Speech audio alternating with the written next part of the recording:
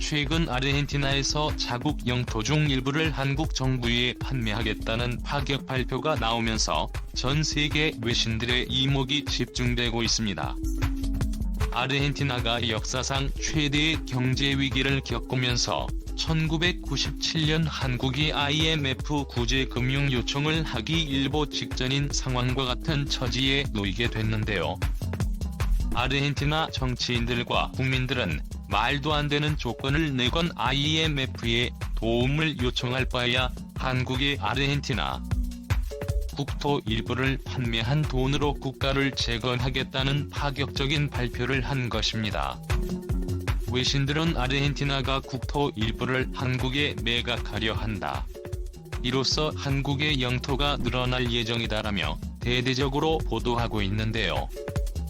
10만 266제곱킬로미터로 세계 109위의 작은 면적을 가지고 있는 한국이 남미 지역에 추가로 영토가 생기게 될 뿐만 아니라 인근 지역의 풍부한 자원을 바탕으로 자연강국으로 거듭날 수 있어 주요 외신들의 이목이 집중되고 있습니다. 두 개는 4가지 유형의 국가가 있습니다. 선진국과 후진국 그리고 일본과 아르헨티나입니다. 노벨 경제학상을 받은 석학 사이먼 쿠진의 추천 미국 하버드대 교수가 남긴 유명한 말입니다. 지금으로부터 100여 년 전이 1900년대 초반 아르헨티나는 세계 5대 부국으로 불렸습니다. 비옥한 초원 팜파스에서 나는 농축산물을 수출해飛躍적인 성장을 이뤘는데요. 한국의 일제 식민지 초기인 1953년 아르헨티나의 수도 부에노스아이레스에서는 지하철이 다녔습니다. 18만 60년대에서 1900년 초까지의 무려 40년 동안 아르헨티나는 연간 6%의 경제 성장률을 기록하며 당시의 세계에서 가장 빠르게 성장하는 기적의 국가로 불렸습니다. 자, 그런데 최근 아르헨티나 정부는 IMF의 구제 금융을 요청했습니다. 1997년 한국의 국가 파산 위기에 내몰리며 IMF의 도움을 받은 때와 마찬가지인 상황인 것입니다. 2020년 아르헨티나는 마이너스 10%에 달하는 충격적인 경제 성장률을 기록했고 지금은 하이퍼 인플레이션의 국민 10명 중 1명 이상이 실업자에 국민 10명 중 무려 4명의 빈곤층으로 살아가고 있습니다. 그런데도 아르헨티나 정부는 연금과 월급을 2배로 올려버렸고 모든 학생들에게 최신 모델의 넷북을 무상으로 지급했습니다. 결국 아르헨티나는 현재 50%가 넘는 물가 상승률을 매달 기록하고 있는데요. 자고 일어나 보니 만원이었던 쌀 1kg 가격에 15,000원이 되어 있고 1년 뒤에 있는 소 1kg이 가격에 60만 원에 육박한다는 뜻입니다. 살인적인 물가죠. 한때 물가 상승률 100만 %를 경험한 베네수엘라 사람들이 휴지보다 싼 화폐를 휴지 대신 사용하는 그런 최악의 상황에 이번에는 아르헨티나에서 만들어져 가고 있는 것이죠. 결국 아르헨티나 정부는 IMF와 445달러 우리 돈으로 53조 3조 원 규모의 채무제조 조항에 대해 합의를 이뤘습니다. 자, 그런데 사실 아르헨티나가 IMF로부터 구제 금융을 받기로 한 것은 이번이 처음이 아닙니다. 1983년 이후 아르헨티나는 여러 차례 IMF로부터 구제 금융을 받았고 그 결과는 좋지 않았습니다. 이 때문에 아르헨티나 국민들과 심지어 정치인들마저 들고 일어났는데요. 시위에 참여한 좌파 노동자 전선 소속 미리암 그것만 하원 의원은 정부는 아르헨티나의 역사를 기억해야 한다라며 1983년 이후 IMF와의 모든 합의는 구조조정과 초인플레이션 엄청난 사회위기로 이어졌다라고 AP통신에 말했습니다. 9일 AP통신 로이터 통신 등에 따르면 전날 수도 부에노스아이레스 도시의 대통령궁 인근에서 수천 명의 시위대가 IMF 반대, IMF와의 합의 반대 등을 외치며 행진했습니다. 좌파 정당과 노동조합, 시민학생단체 등까지 이 시위에 대거 동참했습니다. 시위를 주도한 노동자 단체 대표인 셀레스테 피에로는 AP통신에 지금 국민 40%가 빈곤선 아래에서 살고 있다. 구조조정은 더 많은 가정을 빈곤으로 몰아넣을 것이라고 주장했습니다. 그는 IMF와의 합의는 우리가 오랜 시간 겪고 있는 고통을 심화시킬 것이라며 이 상황에서 벗어날 수 있는 유일한 주체적인 해법은 IMF와 결별하는 것이라고 말했습니다. 아르헨티나 정부는 IMF는 다음 상환 기일을 3월 21일 전에 합의한 세부 내용을 확정해 아르헨티나 의회와 IMF 이사회의 승인을 받아야 합니다. 현재 아르헨티나 정치인들뿐만 아니라 국민들의 대규모 반발 시위가 점점 확대되면서 IMF가 무산될 가능성이 높아지고 있습니다. 자, 그런데 놀랍게도 이들이 IMF의 대안으로 제시하고 있는 방법이 바로 아르헨티나 국토 일부를 한국에 판매하자는 것입니다.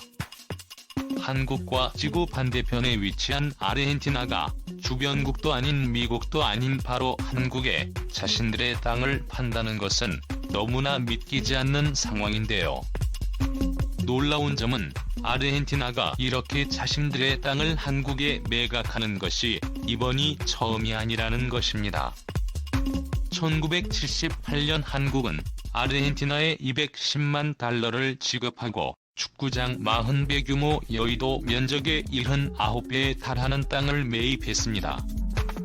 관리 주체인 한국국제협력단 그리고 코이카와 현지인들이 협약서까지 체결하고 공증까지 마쳤습니다. 실제로 아르헨티나의 해당 마을을 가보면 이렇게 캠포코리아라는 구획도 사방에 걸려있는 것을 확인할 수 있습니다. 마을 주민들에게는 캠포코리아 항공농장으로 널리 알려진 한국 국유지의 농장명은 약다마울가입니다. 인도말로 옛 마을이란 뜻입니다. 잡목과 수풀이 우거진 땅의 곳곳에는 선인장이 자라고 있었습니다. 국유 직원 1인이 현지인들의 침범을 막기 위해 설치한 경계 말뚝에 보이지 않을 정도로 광활했습니다. 경계 말뚝의 총길이가 무려 100km 설치만도 2년이 걸렸습니다. 경계 말뚝만으로 땅의 면적을 가늠해 볼 수 있습니다. 한국 정부가 영농이민을 위해 이 땅을 매입한 때는 1978년 구간관리인이 3번이나 바뀌었습니다. 첫 번째와 두 번째의 현지 관리는 나이가 들어 세상을 떠났다고 현지 관리는 전했습니다. 40년이 넘는 세월이지만 이 땅은 개발되지 않은 채 방치돼 있습니다. 40년 동안 아무런 조치도 없이 방치된 지구 반대편에 있는 한국 땅. 하지만 문재인 대통령이 아르헨티나를 방문한 뒤에 분위기가 완전히 바뀌었습니다. 문재인 대통령의 방문 전까지만 해도 40년 넘게 방치되다 보니 아르헨티나 동포들에게는 이 땅이 매각될 것이라는 소문이 퍼져 있었습니다. 땅을 관리하기도 쉽지 않은 데다가 농사를 지을 수도 없을 정도로 메마른 땅이었기 때문에 누구도 개발에 나서려 하지 않았기 때문이죠. 하지만 문재인 대통령이 방문한 뒤에 엄청난 속도의 성과가 나타났습니다. 대통령은 아르헨티나 한국 대사에게 동포 한인 영농인들에게 임차하는 방안이나 영농인들에게 장기분할 상환 등으로 인계하는 방안 등을 마련하라고 지시했습니다. 이와 더불어 세계 최고라 극찬받고 있는 한국의 스마트팜 기술을 도입한 대규모 최첨단 농장을 건설하는 방안도 논의될 수 있다고 전문가들은 말하고 있습니다. 농업용 로봇과 드론을 투입해 대부분의 과정을 무인화시키고 기상 모니터링 및 예보 데이터를 활용해 병충해 통제뿐만 아니라 수확량을 유기적으로 조정하는 동시에 스마트폰, 실을 만들어 시간과 공간의 제약 없이 환경을 최적화로 관리할 수 있는 한국의 스마트팜 기술. 한국의 파이프 기술을 접목한 농장 관리, 유통 관리 등의 농업 관리 시스템까지 적용되며 아르헨티나에 보유한 한국 땅을 세계 최고의 스마트팜 지역으로 거듭날 예정입니다.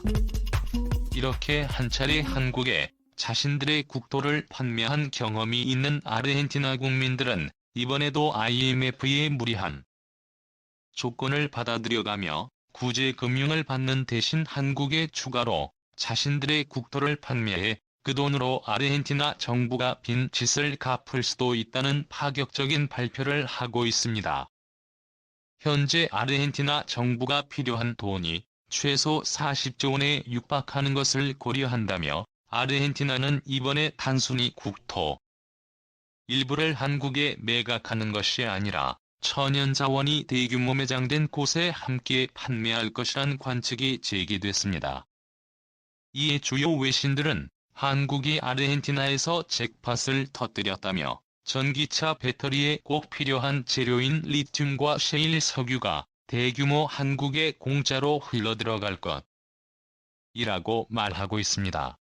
네, 그렇습니다. 놀랍게도 아르헨티나는 셰일가스와 셰일 석유 매장량이 11조 입방미터로 중국과 미국에 이어 세계 3위이고 리튬은 250만 톤으로 세계 4위입니다. 이건 전 세계적으로 에너지 가격이 급등한 가운데 석유 가격이 $100 근처까지 치솟으면서 소비자들의 부담도 대폭 증가하고 있습니다. 리터당 1,500원이었던 주유 가격은 어느덧 2,000원을 바라보고 있는데요. 아르헨티나에서 셰일가스와 석유가 대규모 들어온다면 1,500원이 아닌 리터당 1,000원까지도 하락할 수 있습니다. 여기에 한국과 중국의 전기차 배터리 1위를 위해 치열한 경쟁을 벌이는 가운데 가장 중요한 리튬 공수 작전에서 한국의 문재인 대통령의 호주로부터 대규모 리튬 공급을 받기로 한 데 이어 리튬 매장량 세계 4위인 아르헨티나까지 완전한 한국편으로 만들면서 한국을 밟고 세계 1위가 되겠다라는 중국의 꿈을 한순간에 내버렸습니다. 아르헨티나의 경우 한국이 100% 개발권을 가져올 수도 있는 상황이기 때문에 그야말로 대박이 난 것이죠. 오늘도 감사합니다. 최고로 멋진 하루 보내시길 바랄게요.